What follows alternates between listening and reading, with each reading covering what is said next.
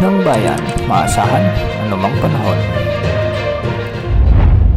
Magandang araw po sa ating lahat. Narito ang update sa lagay ng panahon ngayong araw ng Sabado, June 22, 2024. Ngayong araw ay patuloy na nakakaapekto ang southwest monsoon o habagat sa bahagi ng Southern Luzon, Visayas at Mindanao at ito ang magdadala ng mga panakanakang pag-ulan at maulap na kalangitan sa mga nasabing lugar.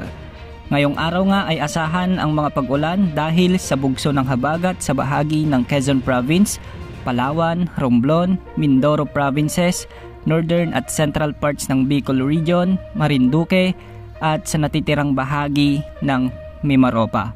Makararanas naman ng mga pag-ulan ang Negros Island Region sa may Visayas, Aklan, Capiz, Iloilo, ilang bahagi ng Cebu, Bohol, Samar at Leyte Provinces, Masbate, Cagayancillo Island, Guimaras at ilang bahagi ng Eastern Visayas.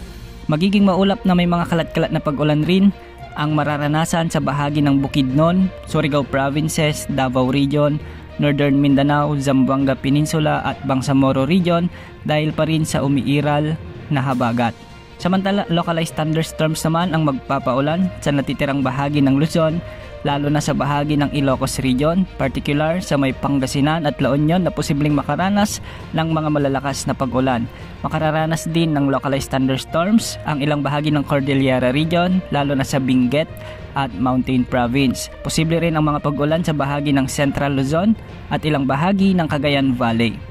Samantala, isang potensyal na low pressure area o bagyo ang nagbabanta na mabuo sa West Philippine Sea sa mga susunod na araw at ayon ito sa mga wind models na ginagamit natin.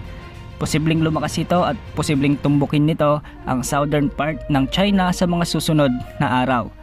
Hindi naman inaasahang papasok ito sa ating Philippine Area of Responsibility, ngunit posible naman itong hilain ng habagat na siyang magpapaulan sa western sections ng ating bansa.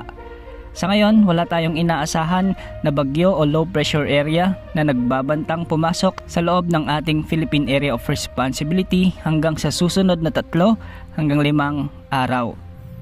Wala ring nakataas na gale warning sa mga karagatang sakop ng ating bansa. Yan ang update sa lagay ng panahon. Ito po ang weather update ng bayan, maasahan anumang panahon.